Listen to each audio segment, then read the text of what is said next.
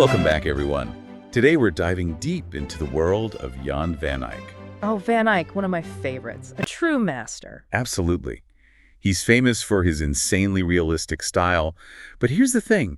There's so much we don't know about his life. Yeah, it's like trying to solve a puzzle with missing pieces. Right. And that's exactly what we're going to try to do today. Exciting. So, what clues do we have to work with? Well, we've got these excerpts from a lecture that focuses on one of his most famous paintings. Okay, and? And a conversation between two art historians who are analyzing that same painting, trying to figure out its secrets. I love a good art history mystery. But before we jump into all that, I think it's important to talk about Van Eyck's relationship with his patron, Philip the Good, the Duke of Burgundy. Oh, yeah, I've heard a bit about that. They were pretty tight, weren't they? Super tight. I mean, Philip went above and beyond for Van Eyck, paid him a hefty salary, even intervened when there were payment issues. Wow, a patron who actually cared about his artist.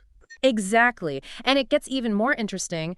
Philip sent Van Eyck on secret missions. Wait, hold on. Secret missions, like spy stuff. What was he doing? Well, we can't say for certain, but it definitely suggests a level of trust and respect that went beyond a typical artist-patron relationship. I mean, it makes you wonder what kind of secrets he was entrusted with. Right. It's tantalizing. It hints that Van Eyck was more than just a painter. He held a position of influence within the Duke's court. Okay, now I'm really intrigued.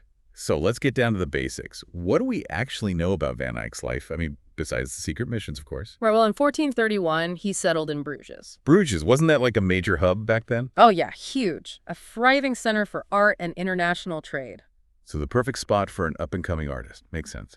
And just a year later, he completed the Ghent altarpiece. Ah, the Ghent altarpiece. I've seen pictures. It's massive. Isn't that the one he and his brother worked on? It is. Well, his brother Hubert started it, but unfortunately he died before finishing it, so Jan took over. It's considered a masterpiece, right? Absolutely. One of the greatest masterpieces of early Northern Renaissance art, actually. I can only imagine the level of detail in that thing. Oh, it's incredible. The scale, the detail, the symbolism, it's all there. And it really solidified Van Eyck's reputation as a top-tier painter. So once he settled in Bruges, was it just a nonstop stream of masterpieces from there? Pretty much. Over the next decade, he was commissioned by all the wealthy elite of Bruges. The guy was in high demand. You could say that. And one of those works is the painting that's at the center of our deep dive today. The portrait of a man in a red turban. Ah, yes. The mysterious one. Mysterious indeed. Many believe it to be a self-portrait of Van Eyck himself. Okay, now I need you to paint me a picture. What exactly am I looking at? What's so special about this painting? All right, imagine a man staring right at you. Intense gaze, you know.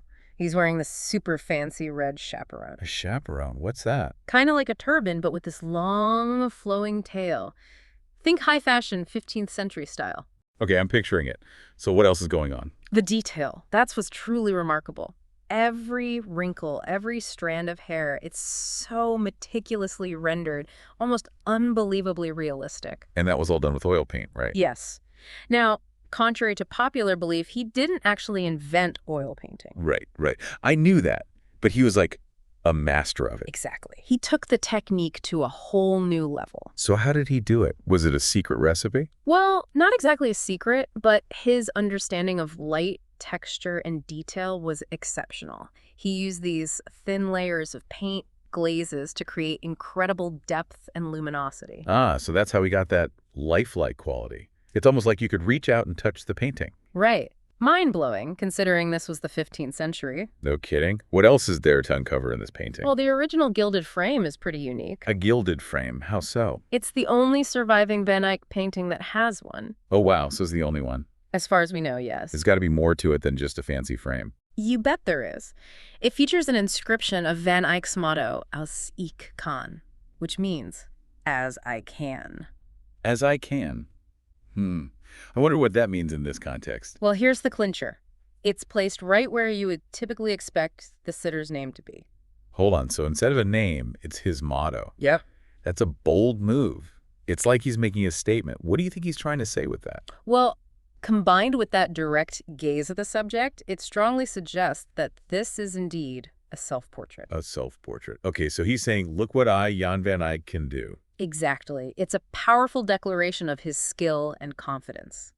Wow. And was that typical for artists back then? To be so?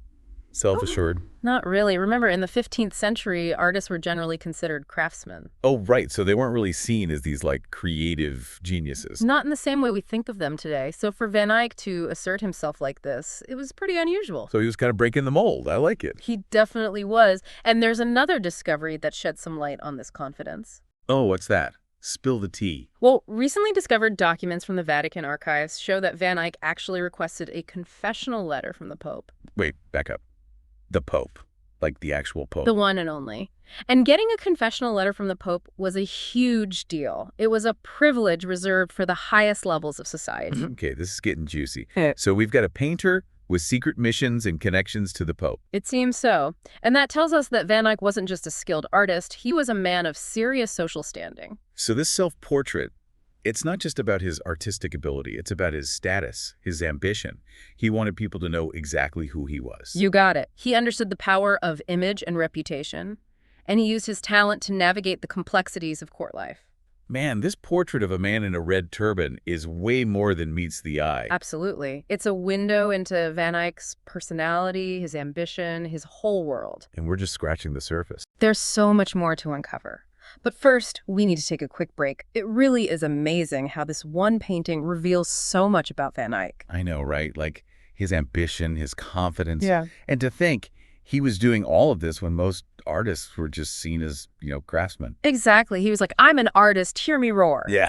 But it's not just the confidence. His skill with oil paint, it's just mind-blowing. I mean, he was creating these incredibly lifelike paintings centuries before photography even existed. You mentioned earlier that he used this layering technique. Can you break that down for me? How did he use oil paint to create such realistic details? Oh, sure. So one of his key techniques was layering translucent glazes over opaque underpainting.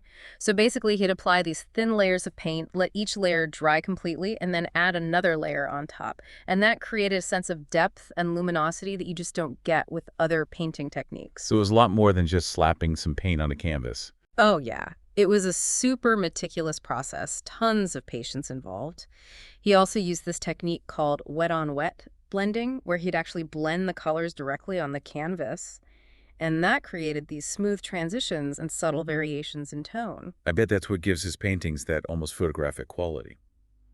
And speaking of details, can we talk about that inscription on the frame, the Els Ishkan? What's the story behind that? Oh, yeah. That's a really interesting detail. And there's actually a lot of debate among art historians about what it means. Okay, so give me some theories. What are people saying about it? Well, some people think it's a pretty straightforward statement of his ability, like he's saying, I can do this.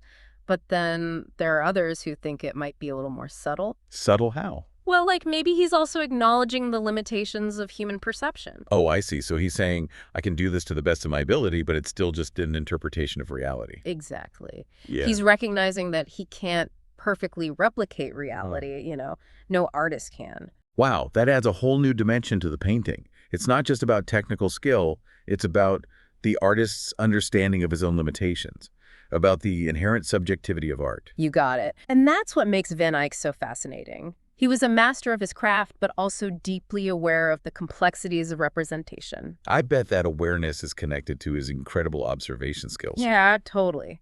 You can see it in the way he captures every tiny detail, the texture of fabric, the wrinkles on skin, the light reflecting off surfaces.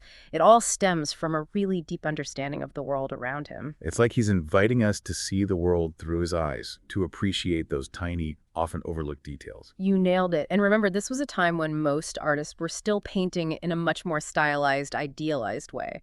So Van Eyck's commitment to realism, it was totally groundbreaking. It really makes you wonder what inspired him to break away from those traditions. What were his influences? Do we know anything about his early life? Unfortunately, we don't know much about his early life. It's like one of the biggest mysteries surrounding Van Eyck. Where he was born, when he was born, who trained him. It's all pretty much unknown. Man, that's frustrating.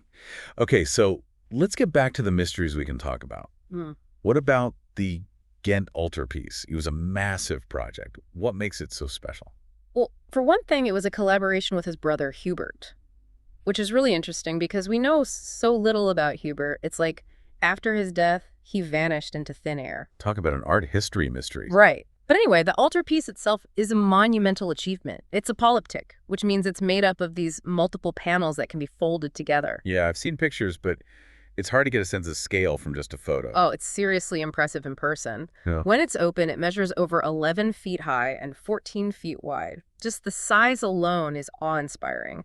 But then you've got the detail, the symbolism. It's a masterpiece on every level. What kind of symbolist? Well, the altarpiece depicts scenes from the Bible, specifically the story of the adoration of the mystic lamb.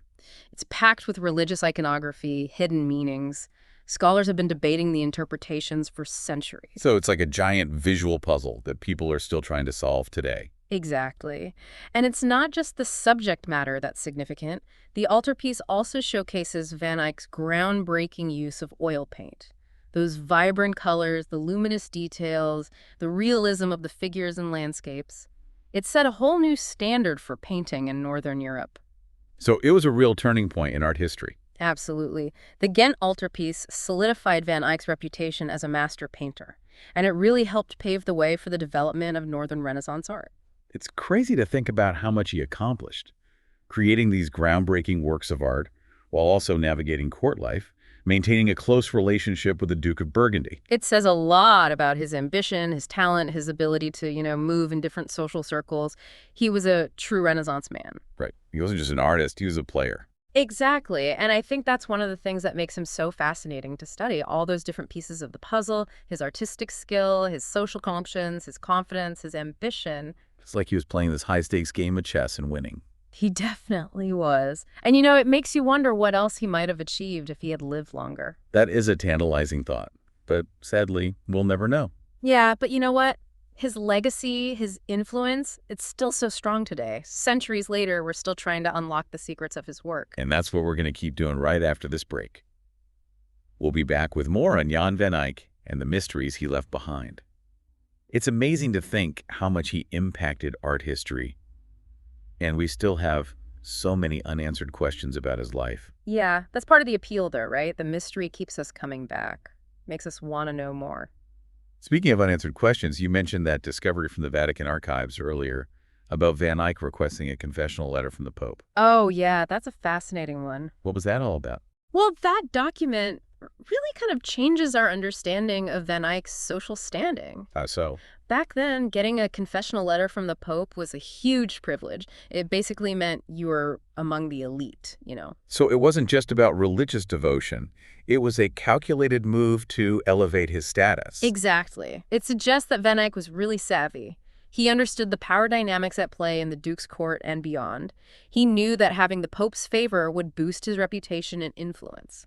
It's remarkable how he managed to move between these different worlds, the religious sphere, the art world, and the Duke's court. He did. And it reminds us that artists, even back then, they weren't just working in isolation. They were part of this complex social network. And their success often depended on their ability to build relationships and cultivate those connections. Which kind of brings us back to what those art historians were talking about in our source material. Oh, yeah. They made a really interesting point about Van Eyck's motto, Als ich kann. They said it wasn't just about his ability, but about acknowledging the limitations of human perception.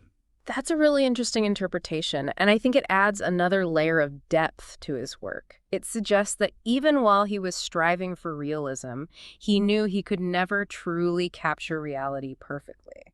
So it's not just technical skill, but also understanding the inherent subjectivity of art. Right. It's like he's saying, I can do this to the best of my ability, but it'll always be an interpretation.